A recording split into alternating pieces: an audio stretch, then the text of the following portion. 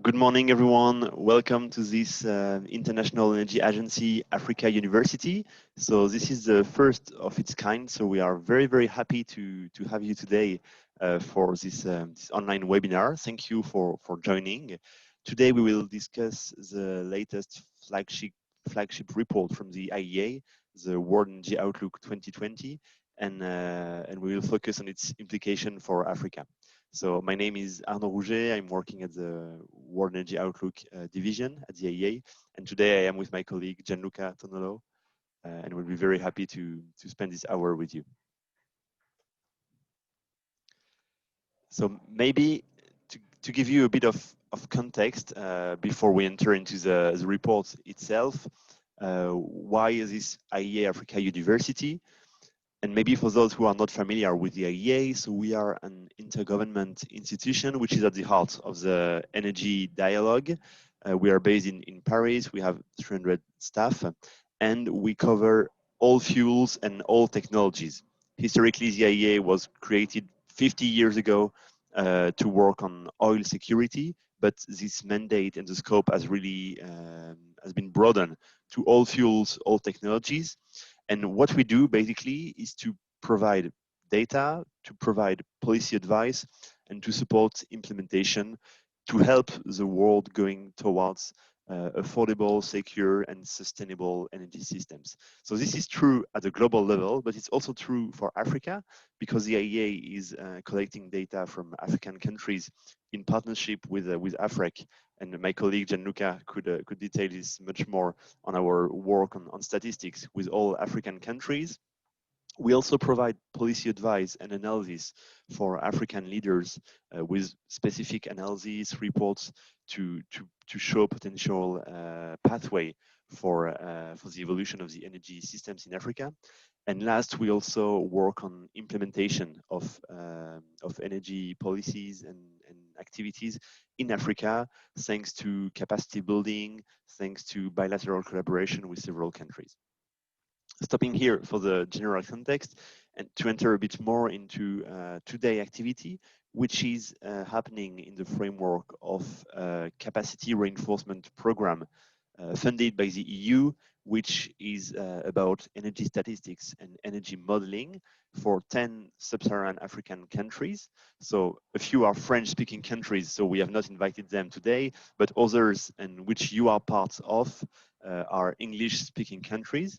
And what we aim to do under this program is country by country training on statistics, on modeling, and this has started or will start with online courses. I think we have today a few colleagues from Ethiopia. We have already delivered a part of the online course to them last summer, and for the other countries, Ghana, Zambia, Rwanda, Kenya, Nigeria, we are to organize the training sessions in the coming months, and this will be the first piece of our work. Then we would move to in-country training as soon as this is possible. So this is one activity. Another one are more activities within a broader community of African experts. So no country by country, but all together as we are today. And there will be different sessions. We will propose to you Ask an Expert session where we would bring some expert from the IEA and you would be able to challenge or ask on any matter you need. We will organize peer-to-peer sharing sessions and also presentations of analysis, report, findings by the IEA or by partners like UNFAO on biomass, which is what we are doing today. And last, under this program, we are working a lot on improving data, collecting, collaborating on the data and on the modeling practices. So next IEA University is planned in 1 month from now. You can already save the date, and it will be about climate impacts on the African hydropower system. And if you want to be kept informed of all those events we will organize, you are free to join our WhatsApp country groups and the LinkedIn community we are setting up. Okay, so without further time, I move to the presentation of today itself, which is the World Energy Outlook 2020. So this report is the flagship publication of the IEA. Many people in the energy world say that it's kind of the Bible of energy because it takes stock of today's picture for energy in all the sector, in all the countries, based on all the data we collect. It looks at previous trends, but more importantly, it builds scenarios of potential futures for the energy world. And usually under this publication, we look at 2040 or 2050 projection, but this year we have not, because 2020 is an extraordinary year. And the two key questions we tried to look at under this publication was how the COVID-19 pandemic and its aftermath have been reshaping the energy sector, and second, how it will affect the prospect for clean energy transition, which means that do the disruptions caused by COVID-19 are helping the prospect for an urgent response to climate change, or is it making it more difficult to change our energy systems to face climate change requirements? So this year we are focusing on a 10 years horizon, so looking at 2030, and we consider two key unknowns. The first is the duration of the pandemic, and the second one is the response of policymakers. And to that respect, a scenario approach has never been more important, because there cannot be one single storyline about the future, and we have looked at different scenarios to try to propose where the energy systems could go. And basically, the direction that the energy system appears to be heading and how these changes will appear vary a lot depending on our hypothesis on the outlook for public health situation, the pandemic, and for the economy. So I propose that we start. I forgot to mention, you can use the Q&A functionality for any question you would have over the course of the presentation, and we will keep 10 minutes at the end of the presentation to answer your question. So, starting with a look at what happened in 2020. So when we put together our energy scenario at the IEA, we consider a lot of different factors: population, prices, investment dynamics across all the energy spectrum. But two of the most important factors are the rate of growth in the global economy, so the GDP evolution, and the energy policies. So what you can see on the screen is what we had in last year's WEO edition. At that time, based on International Monetary Fund estimation, we were planning a 3.6% annual growth of GDP to 2030. And as for policies, in our stated policy scenarios or STEP, we reflect policy intentions and targets which are announced by government to the extent that they are backed up by detailed measures to ensure that they can really and effectively be achieved. And this was a result for energy. And according to our estimation in last year's book, the energy demand was to grow by roughly 1% per year. But 1 year later, of course, the picture has changed a lot. Policies has evolved, but the main change is that the starting point is different, because 2020 is a very specific year with a decrease of GDP and also then a decrease of the prospect. So we see that the economy is 7% smaller by 2030 than under our pre-crisis trajectory. And in this stated policy scenario, where we assume that the pandemic is gradually brought under control over the course of this year, 2021, we see that the energy demand is lower than what we expected. But what if those assumptions are too optimistic? What if the pandemic stays longer with us, leaving deeper, longer lasting scars on the social life, on the economy? So we have explored this in another scenario, which is what we called the delayed recovery scenario, or DRS. And here, the near-term economic slump takes longer to take off. And also, you can see on the right part that the energy demand would also be lower. And basically, we would be back to 2019 level in 2023, according to our STEPS scenario, but 2 years later, only in 2025, in the case of a delayed recovery. And under this delayed recovery, what you can keep in mind is that this would mean that we would have ahead of us a decade with the lowest rate of global energy demand growth since the 1930s. So once in a century. Okay, so it's one thing to look at the overall picture for energy demand, which is an aggregated indicator of all the energy and fuels, but there is a lot happening beneath those lines, and there are a lot of variations amongst fuels. So I suggest that we look a bit more into details, fuel per fuel. Okay, so on this chart, you can see the change in primary energy demand in 2020 as compared to 2019. And you can see for different fuels. So what did happen in 2020? Energy demand in the world has fallen by 5%. This is the largest shock in 70 years. But not all fuels are affected in the same way. As you can see, oil and coal are where it's hardest, and renewables, especially in the power sector, have been much less affected. This also means that CO2 energy-related emissions have fell more than energy demand. They have fallen by 7% versus minus 5% for energy demand. And if we look ahead, what could happen?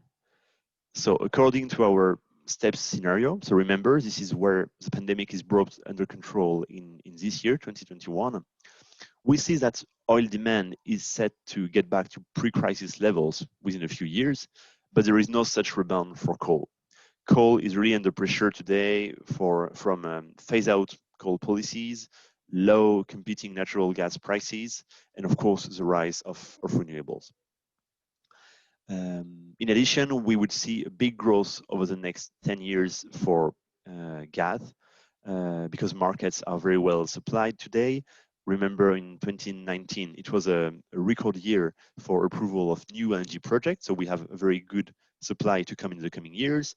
Prices look attractive for consumers, and we have really strong potential of growth in several markets, China, India, and others in Africa, who are really trying to boost industrial output and to improve air quality, sometime by shifting from coal-fired power generation to gas-fired power generation, so with lower particles.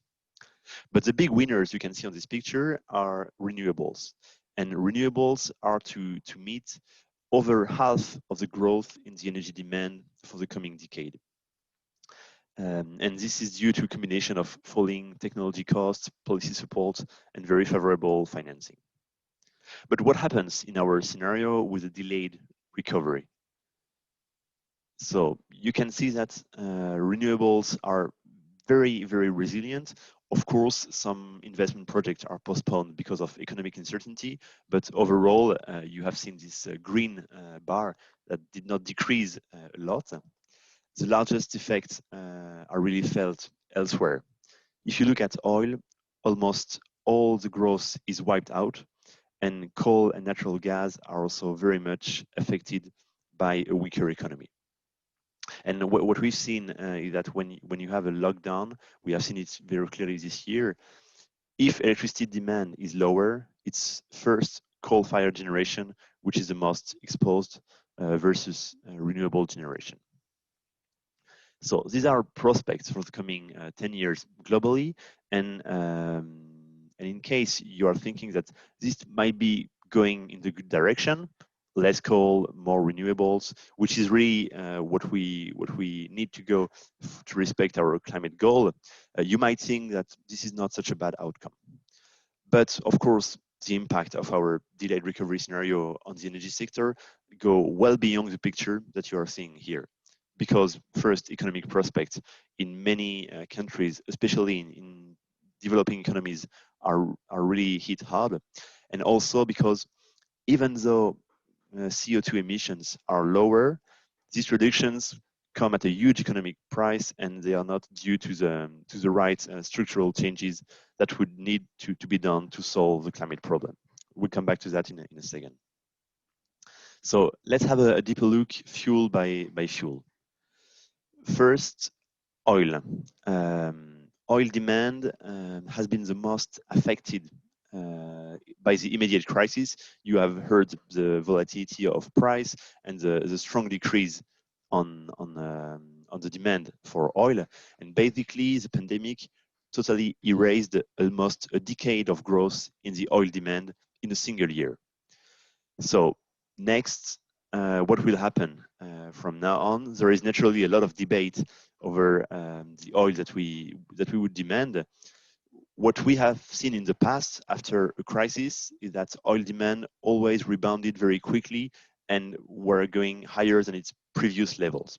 So the question is, will it be different this time or not? So that was our pre-crisis trajectory in last year report. And this year, under our steps scenario, we see that well, demand decreased by 7% in 2020, but is to rebound pretty quickly. And even in the case of a delayed recovery scenario, we anticipate that oil demand will go back to pre-crisis levels by the end of the decade, and then it would flatten just under 100 million barrels per day.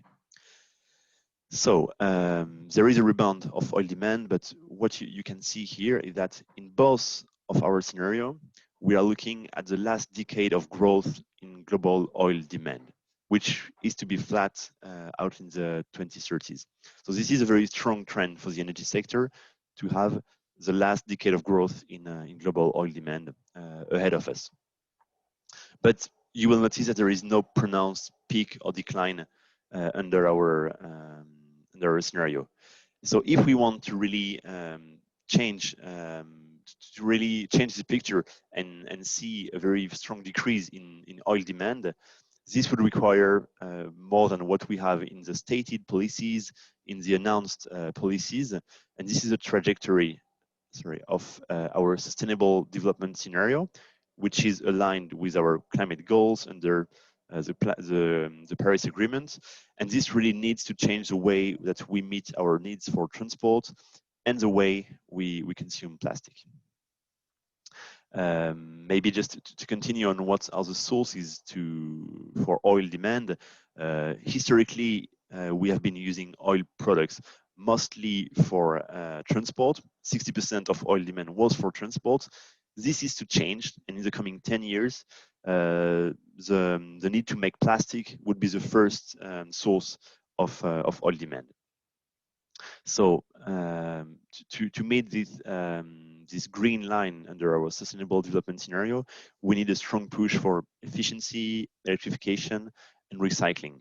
That would be the key measures needed to see oil use to fall. And maybe another way of looking at the picture for oil is to look at the money you can make of it. So in the previous slide, you have noticed that there is a downward revision in demand in our stated policy scenario. It's not very significant compared to last year. So maybe you think it's not a game changer for the oil industry. But this revision in demand doesn't tell the whole story about the producer, about the pressure that producers are under. In 2020, consumers have spent $1 trillion USD less on oil products than they did 1 year ago. So for countries which rely on such oil and gas revenues, it's a really, really big cut in their national budget. And for companies across the industry, $1 trillion less also means they have to run another cut of, they have to do another round of cuts to personnel, to projects, and to spending. And this reduce in revenues comes at a time when the oil and gas industry is being asked by investor, by civil society, by policymakers to really clarify the implication of energy transition for their business model. They are really asked to explain how they will align with scenarios which are consistent with our climate goals. So to illustrate those pressure, you can look at production, but you can also look at the money that can be made from oil and gas. And this is what we did here in this picture under our two scenario. And basically, you would see that revenues to be made from oil and gas by 2040 could be cut by half under the sustainable development scenario. And this has three major implications. First, now and more than ever, major producing countries need to really diversify and reform their economy to reduce heavy reliance on oil. In Africa, we can think of some Northern African countries, Libya, Algeria, and others. Of course, we have in mind Nigeria, Angola, and other economies that rely really a lot on oil and need to diversify. Second implication, whatever new oil and gas resources to be developed in the future, those resources need to be low cost and low emission. And addressing, for example, methane leaks is really vital. And last, consumers and policymakers really need to be aware that the pandemic has shaken the capacity of industry to invest. Because if last year oil demand went down by 8% and gas demand by 3%, the investment in new supply itself was cut by 1/3. So really, this oil and gas industry has a very lower capacity to invest and has invested a lot less last year. So this can have significant implications. Okay, now let's move to another energy and let's look at electricity. So what did happen in 2020? At the first time of the lockdowns, we saw a decrease in electricity demand, mostly because services sector and industries were closed. But on the whole, and after a few months, we saw that the global electricity demand has been relatively resilient to the COVID-19 shock. Electricity demand has just decreased by 2%, whereas the entire energy demand declined by 5%. And the picture actually changes country by country. Here you can see from 2019 to 2020 that in China, electricity demand increased. And in a few months after the first lockdown, electricity demand in China already returned to its pre-COVID levels. But in other regions like the US, like European Union, actually the electricity decreased. So if we look ahead, we see in all our scenarios that electricity demand will return to a fast growth in the early 2020s. In our stated policy scenario, the share of electricity in final energy demand goes from 20% today to 24% in 2040. And in the sustainable development scenario, this climbs to 30%. But there are regional trends which are not the same. And here on the slide, you will see how region evolve in terms of electricity demand. So China is really the place with the most important growth, because electricity demand by 2040 is to double, which means same as if we were adding to China the demand of twice the demand of the European Union today. We can also see in Africa a doubling of the electricity demand, but starting, of course, with a way lower level. Then you have India, which is a place with the fastest growth, 5% annual growth in electricity demand, which makes that India would be the third largest power system before 2040. And globally, the electricity demand will be 50% higher in 2040 than today. So what are the sources of this demand growth? Traditionally, we have increased electricity because of more need in industry, for example, for electric motor systems, and also in the household and residential system, with households buying more appliances and consuming more electricity.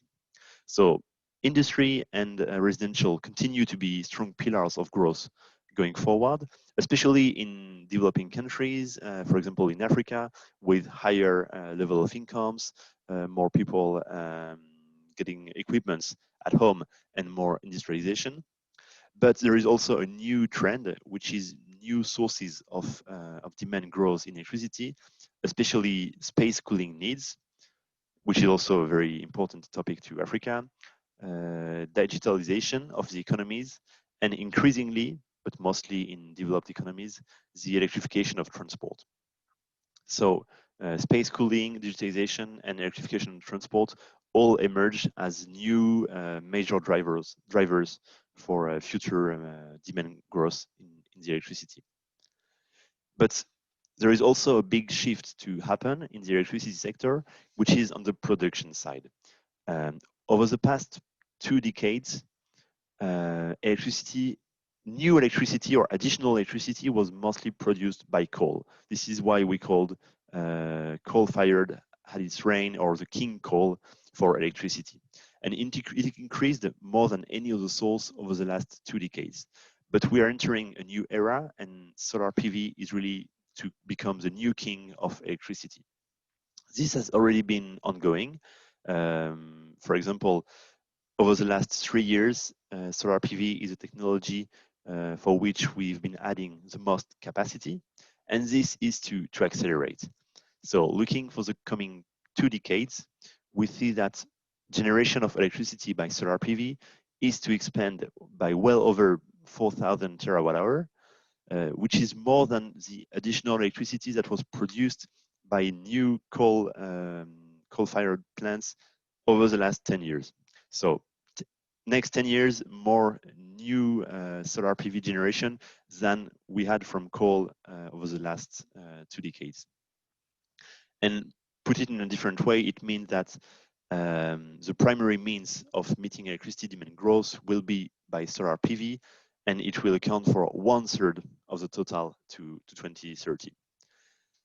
In terms of capacity, it starts with a very strong addition in capacity. In 2020, 100 gigawatts were added of solar PV. And how do we explain such a strong growth in the solar PV electricity generation? First, there is a lot of policy support with many measures and enabling frameworks. Then, and that's a very important point, solar PV costs continues to decline, and now solar PV is the cheapest new source of electricity in most countries in the world. And last, there is cheap financing for those projects. We can also see other low carbon technologies growing strongly, in particularly wind, both onshore and offshore wind, as there is also strong cost reduction in the wind industry. But the potential of growth of those low carbon sources is even bigger. So according to our sustainable development scenario, we could have a really stronger increase in wind, but also in solar PV. The generation would be above 8,000 terawatt hour, which is 12 times the generation we had in 2019. So just to give you a sense of the scale up, and another way of putting it is 8,000 terawatt hour is 3 times the entire electricity that was produced in all history by solar PV. So that's really a very impressive scale up. Okay, so more electricity demand, new sources of production, but another key trend in the power sector is on transmission and distribution, and it's about the grids. Because as we electrify more, the grids really become the bedrock of cleaner and more secure energy future. In the past 10 years, we've been building a lot of grids, extending lines, high, medium, and low voltage lines. But in the future, we would need to double those installations and to to draw above 16 million kilometers lines of grid. So 16 million kilometers is 40 times the distance between the Earth and the Moon. So that's important.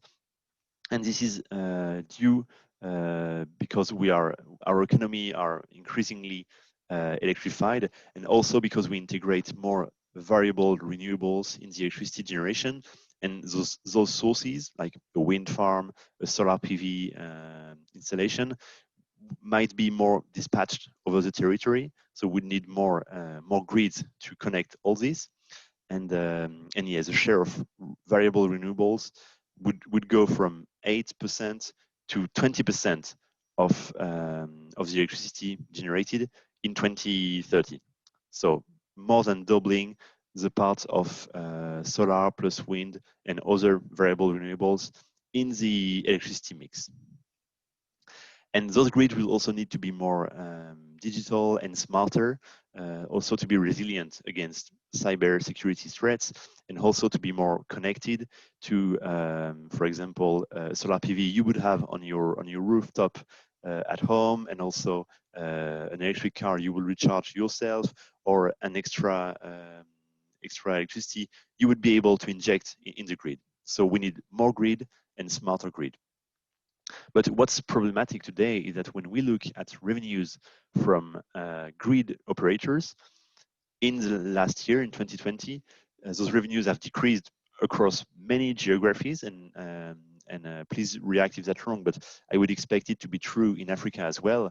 So if we want those grid operators to be able to invest and to expand and digitalize our grids, we really need to change the regulatory reform, or to find new ways of attracting fundings to enable those investments. Okay, so that was for electricity. Maybe now let's discuss a bit the implications for emissions and for climate change.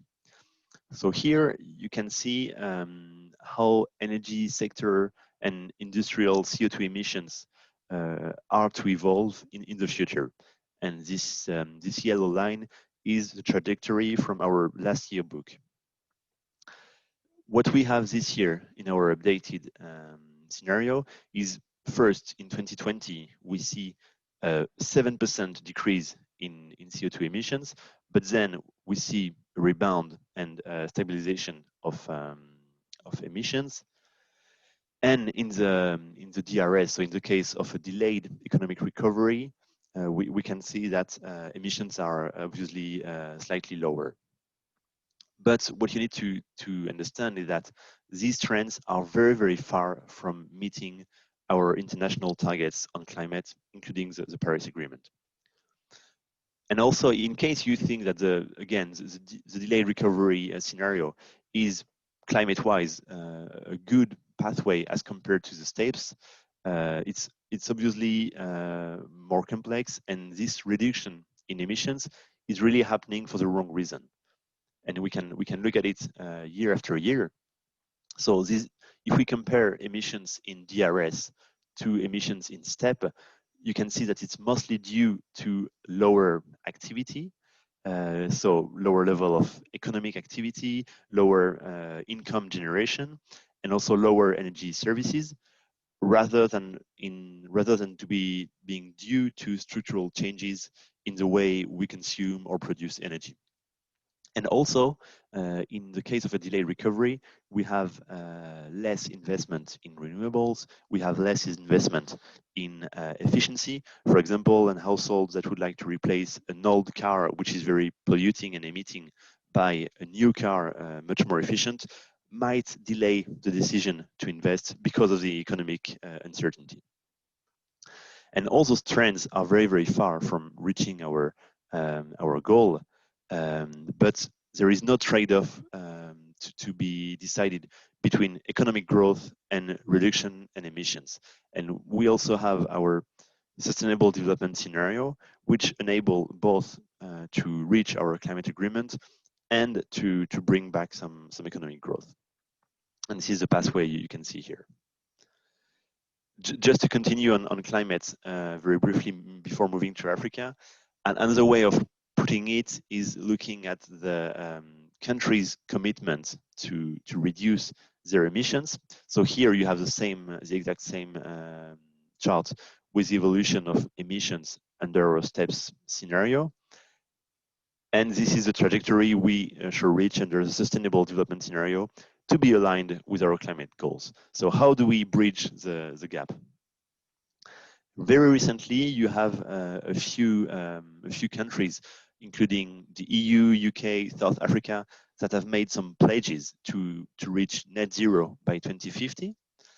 You also have China, with President Xi making a very strong announcement of China being net zero by 2060. But you see that this only brings half of the path we need to take, and the remaining needs to be efforts from other countries or extra efforts from those countries, and even more efforts if we want to be in a more ambitious net zero in 2050 scenario, which would give us all the chances to limit global warming to 1.5 degree by the end of the century, which is the more ambitious part of the Paris Agreement that was voted under COP21. Okay, so these were global trends in the energy sector we have been observing for the past year. Maybe now I'll move to Africa to look more at specific implications for Africa. So Africa was the special focus of last year's World Energy Outlook because Africa is increasingly being influential in global energy trends. So when we do some modeling, and we will discuss this over the training, we start with socio-economic drivers, and one of them, very important, is population. And as you know, population is growing very fast in Africa. And if we look from now to 2040, actually 1 in 2 people added to the world population will be African. And just 2 years from now, Africa will take over India and China as the most populous countries. So Africa has also a very young population, 10 years younger than the average median age in the world. So fast-growing population, youngest population in the world, but we will also see in Africa the fastest urbanization in history, because by 2040, we think that close to 600 million people will either be born in or move to African cities. To give you a sense of comparison, in China, between the 1990s and the 2000 decade, so the 20 years of the Chinese economic boom, we had 300 people moving to cities. What we are to observe in the coming 2 decades in Africa is 2 times bigger than what we had during the Chinese boom. So this means population moving to cities, asking for jobs, cities to be built, industries, buildings to be developed. And this will, of course, reflect into stronger energy demand. And this is why Africa is set to really weight much more in the global energy world. Looking at oil, we anticipate Africa demand for oil will grow by 3 million barrels per day. This is mostly driven by transport, because today car ownership in Africa is less than 15 cars per 1,000 people. So this is 10% of the global average, but this is to increase. And also another driver of oil demand will be LPG for clean cooking. So Africa would be the second region before China where we will need, where the growth in oil demand will happen. If we look at gas, it's a similar story. Today, gas is really a niche fuel in Africa. If we accept North Africa, and if we look at Sub-Saharan Africa, gas has really been a niche fuel, but the future may be different, especially because there have been major discoveries in every part of the continent. Between 2011 and 2018, 40% of global gas resources discoveries happened in Africa. So of course there is Egypt, but also Mozambique and Tanzania, there is Senegal and Mauritania, and more recently South Africa. So this would give to Africa a growing role for exporting gas, but there is also potential for developing national markets for the power sector, but also for the industry. And same story on electricity, where we would see Africa to be a very strong region for the increase of renewable electricity generation. So this picture was our last year outlook. And although those trends remain very true, the year 2020 has also hit Africa. So in 2020, as compared to 2019, the energy demand was 3% lower in Africa. This is less than the global demand. At global level, it was minus 5%. In Africa, it's minus 3%. But similarly to what we saw globally, coal was very severely hit, oil as well, and renewables were very resilient. But what is very specific to Africa, and I like to take time to discuss those specific implications, is about energy access and investment. So the year 2020 has brought some bad news on the energy access front for Africa. And again, this is a consequence of the COVID-19, which is very specific to Africa. So as you may know, India has achieved full electricity access last year. So now when we speak about electricity access, it's increasingly an issue pretty focused on sub-Saharan Africa, because sub-Saharan Africa is home to 3/4 of the population who has no access to electricity. So at the IEA, we are tracking year after year and country by country the numbers of people without access to electricity. And since 2013, we had seen a lot of progress because the number of people without access was decreasing thanks to ambitious policies and progress made in many countries like Kenya, Ethiopia, Senegal, Ghana, and many others. But what our estimations show is that this progress is being reversed and that the number of people without access is to increase again. And in the case of Africa, you would see that 5 countries, DRC, Nigeria, Ethiopia, Tanzania, and Uganda, would make half of the total number of people without electricity. So why is there an increase in number of people deprived of electricity? Of course, the pandemic has forced government to shift their immediate priorities to emergency measures. So in the case of South Africa, authorities had to concentrate budget on health rather than on rural electrification. And this is true in other countries.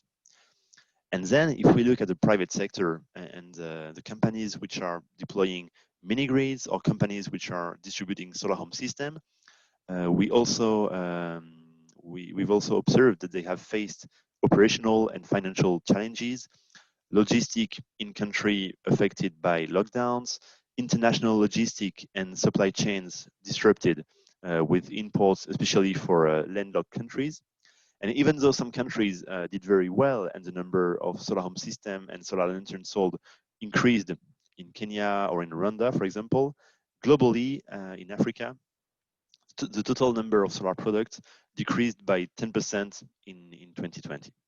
So these are 2 main reasons for this, the fact that the number of people without access increased in Africa, and today close to 600 million people live without electricity. But in addition to that, the pandemic and its economic consequences are also affecting people that are already connected today. People who have a connection to electricity, to the grid, or to a mini grid or solar home system, but because of the economic difficulties, are no more able to pay for those modern energy services. So by the end of 2020, we estimate that up to 30 million people who had access would no longer be able to afford and would be at risk of losing access. And we see the exact same pattern on clean cooking, with millions of people who used to rely on modern sources like LPG and which are at risk of backsliding to charcoal, kerosene, or fuel wood. And looking ahead, the future is very concerning because under a delayed recovery, we would see people without access increase to 330 million in 2030, which is very far from the SDG 7 goal of universal access. And in terms of population without access to clean cooking, it would be above 1 billion people by 2030. So this is a first very negative consequence of the pandemic on Africa. A second one is about investment. So investment in the world has decreased last year, minus 18%. But again, there were a lot of variations in across the different fuels. Fossil fuels very severely hit, and renewables investment, on the contrary, have been rising. And those trends are really exacerbated in Africa.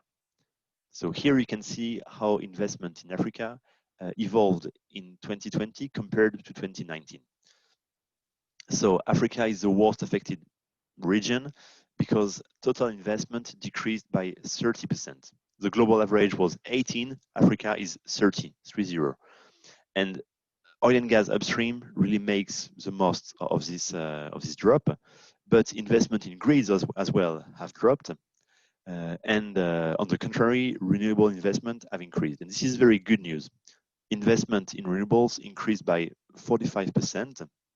And this is really reinforcing the weight of Africa in global renewable investment, even though the continent is still attracting less than 4% of investment for renewables.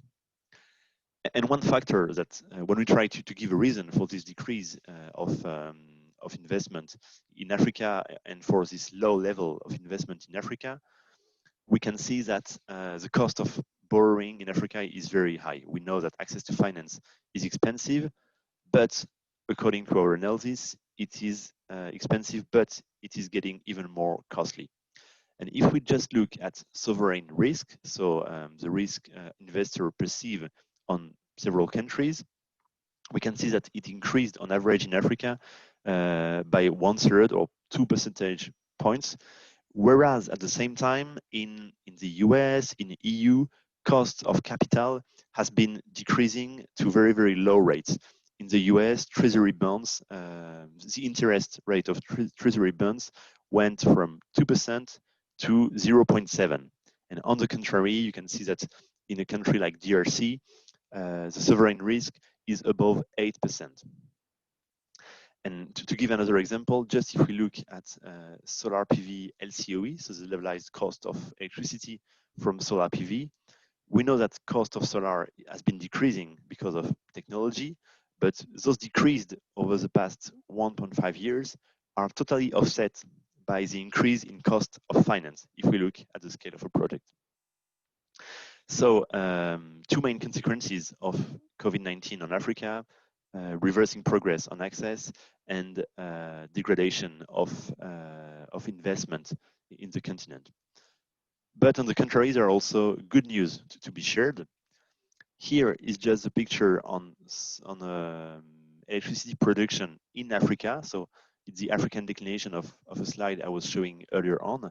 And you can see that in Africa as well, solar PV is becoming the new king with the potential of growing very, very, very, very fast, growing by 20% per year. Today in Africa, there is 6 gigawatts of installed capacity of solar PV, which is almost the same as what you can find in Netherlands or the UK. And you would agree that Africa as a continent is way bigger and way sunnier than the UK or Netherlands would be. And Africa actually concentrates 40% of the resource. So there is really potential for growth on solar PV. And this is what we expect in the announced policies in Africa. And when it comes to access, we also know that we have all the technologies to reach universal access. The SDG 7 goal is still feasible. We can have access to electricity for all African citizens, but this would be based on the combination of technology which are available today, according to our geospatial analysis, looking at where people live, what are the existing infrastructure, and what is the cost of each technology. We anticipate that extending and densifying the grid would be the least cost pathway for 43% of people. But then standalone systems like SHS and mini grids would be the solution for more than half of people which today are deprived of electricity access. And how do we fund that?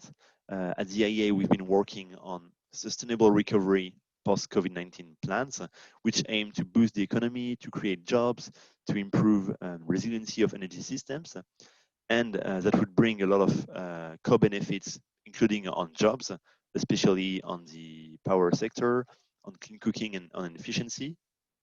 And this would mean that investing something like 60 billion USD per year, so this is less than 1% of Africa 2019 GDP, would bring all those benefits to put Africa back on a trajectory of economical growth with sustainable jobs and with a strong and clean and secure economy systems. So to conclude on this outlook for the world energy system, the pandemic is still with us. It will leave long-lasting scars, but the big question is, will it accelerate energy transitions or act as a brake? Renewables are really taking off, especially solar leading the way. Oil and gas revenues and investment have been decreased, so we might need to see reassessment of strategies in this sector.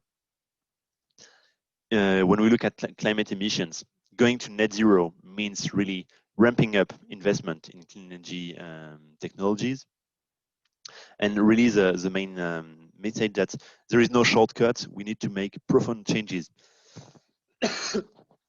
Sorry, we need to make profound changes to our energy systems, and everyone needs to be involved: citizens, investors, companies, but primarily governments are the ones that can give the pathway to and show the way to that better energy future.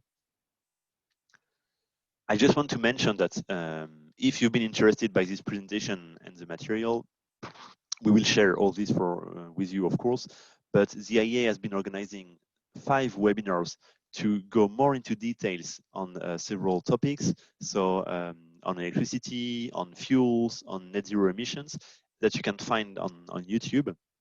So you would have more presentations, more numbers, more charts, but also panel discussions with experts that share their view on the IEA analysis.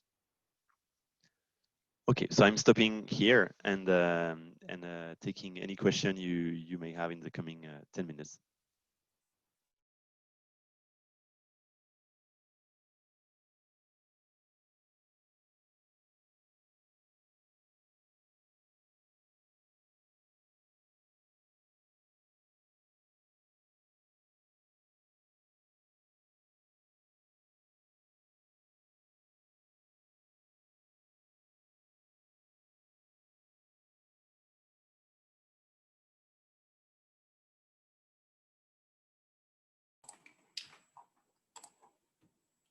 I know there are some questions that are coming. Some of them I could already answer by message because they were more related to some material. So I share, for example, the WIO report link. But there is a question maybe that you could develop more on, and it is about developing economies that today rely on oil and gas and how they could respond to the energy transition.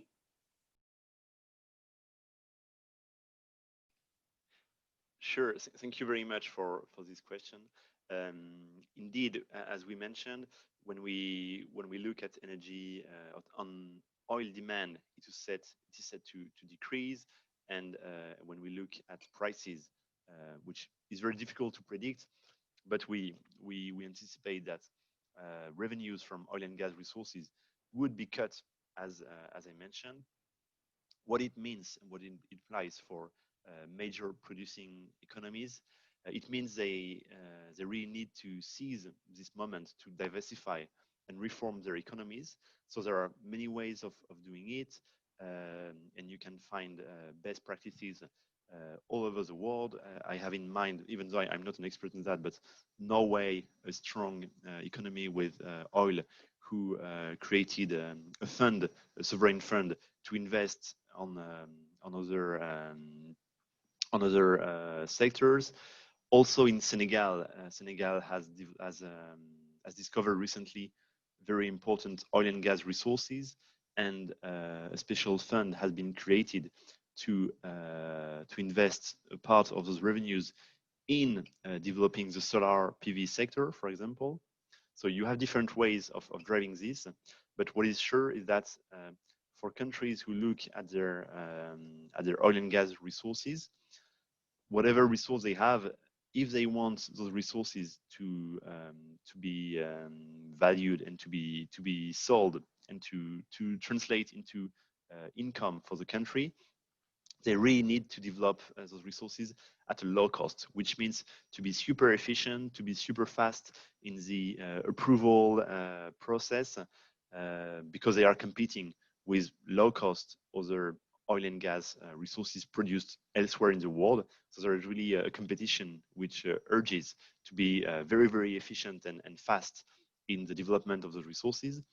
And then those resources need to be low emissions, low carbon, because of the trajectory we are to take on reducing emissions. And here, methane leaks, especially for gas, and is really vital. We are starting tracking satellite images of oil and gas premises, and we can see that in 2020, despite the fact that demand and production of oil and gas decreased, the methane leaks in the atmosphere increased. So this is really a key topic to tackle. Thanks, Arno. I let you read some of the questions while I can answer one about the data collection methodologies at the IEA for African countries. So you can look at more WEO-related questions while I answer this. So the question was about what methods are used for collecting the data for African countries, and two options were proposed in the question: if we directly take it from website or we have reporting from institutions. So this is depend on the countries. The IEA try to collect directly with a contact in the government from all the countries in Africa and all over the world, but sometimes, of course, there is not yet a direct contact developed. So we might also use online available information from reports, from statistics that might be, for example, published in the Ministry of Energy websites. So it really depends on the country, but I can tell you that for Africa, we are going really fast and increasing, let's say, the direct communication or contacts and data exchange we can have with many of the countries.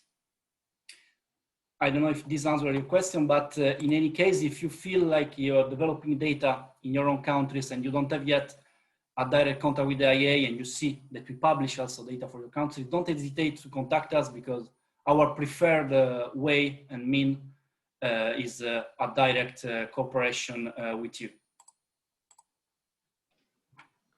Thanks, Gianluca. Maybe taking a question from Emmanuel Lubumbashi on global emissions to net zero, asking what's the possible outlook if we factor in possible commitments from the USA going forward. So of course, there are big expectations on what President-elected Biden will announce in terms of emissions trajectory for USA. He already made announcements on the electricity sector in the US to have it low carbon in the coming decade. But that's true that it was in a few months ago where we heard a lot of pledges by countries. So I mentioned the EU, UK, South Africa, and New Zealand to be net zero by 2050. China made a pledge of net zero by 2060. And so, yeah, we expect potential commitment from the USA. And for all the countries, I think of course, when we look at several African countries, emissions today are low. But we see that there are really opportunities both to develop the economy, to increase income and wealthness, but also to modernize the energy mixes. And just to take an example of clean cooking, today there are almost 1 billion people in Africa cooking with traditional solutions, which can be solid biomass, firewood, dung, charcoal, which are emitting a lot.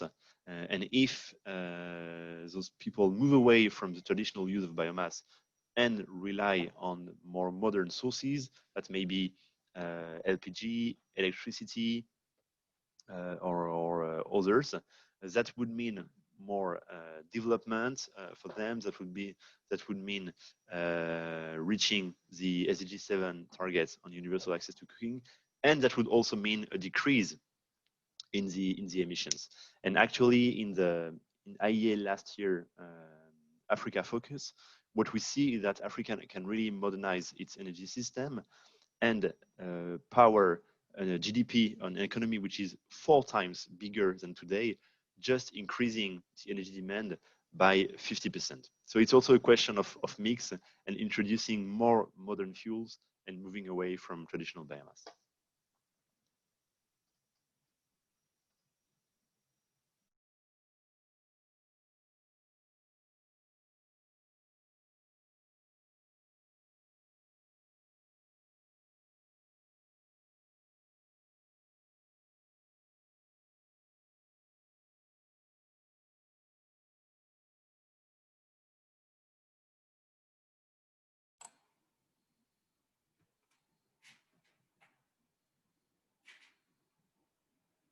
There's maybe a question, Arnaud, on one of the slides you showed on the least cost analysis, where it's asked to solve the problem of people without access to electricity in rural areas.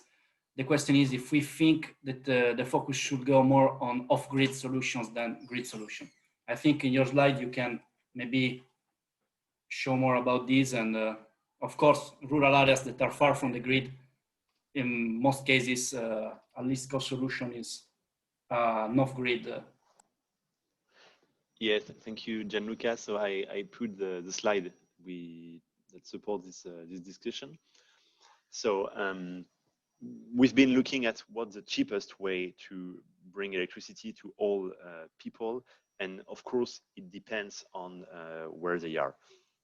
Side note, it also depends on the country, and we've also looked at what has been done in the past. India has reached universal access to electricity, mostly with grid extension, densification, and also a lot with mini grids that were developed at the scale of each villages. But India is much more dense than Africa might be, so it's really dependent on where people live, what's the geography, what the ground and the field look like, and this is what we've been analyzing under this geospatial analysis. And what we came up with was at the scale of the continent, but also country by country. So we will be very happy to share those maps for Kenya, for DRC, for Ghana, for Nigeria, for Ethiopia, for example. And we see that at the scale of Africa, grid extension is the cheapest solution, but only for 43 people, 43% of people not connected today. And then the cheapest solution would be standalone system and mini grids. That's the first estimation. It always needs to be refined. Costs for all technologies are decreasing very, very fast. Just looking at the standalone system industry, 10 years ago, this did not exist. You just had a few startups who developed small solar lanterns. And in a few years, this really became a very strong industry. You are now able with an 80-watt solar panel, so something pretty small, to power a few lighting pans, to power a TV for a few hours, a radio, a fan. And this is really because of the strong improvements in the technology, the decrease in cost, the innovation in business models. You may know, for example, in Eastern Africa, all those companies who are who are selling under pay-as-you-go scheme, where consumers can acquire a system paying day after day or week after week, so that there is no high upfront cost.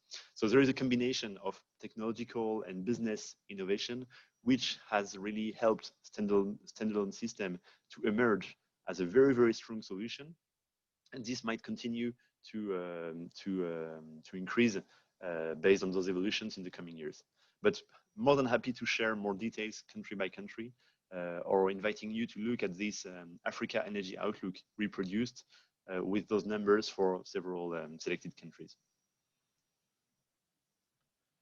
Okay, and with that, maybe I suggest we close, because I'm sorry, we're already over time. You can, of course, send any additional question per email or in the WhatsApp groups. Just to close on what's next under our capacity reinforcement program. So we have only started with Ethiopia, and we need to complement with a few training with Ethiopia, and for all other countries that might be present in the room today. So Ghana, Nigeria, Rwanda, Kenya, Uganda, and Zambia. We are to schedule in the coming months a first online course, 20 hours, to present the basics of statistics and modeling. So it's open to any energy professional working on that topics, and we're really starting from the basics. So it's very open.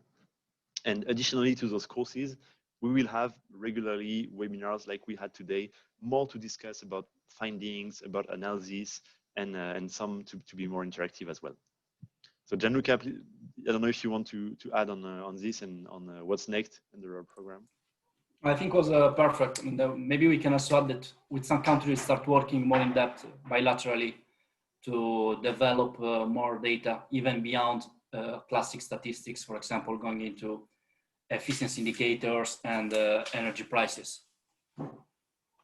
But that was perfect, your outline of next steps. Very, very true. So feel free to reach out to us, and we'll be in touch in the coming months. And thank you very much for your attention.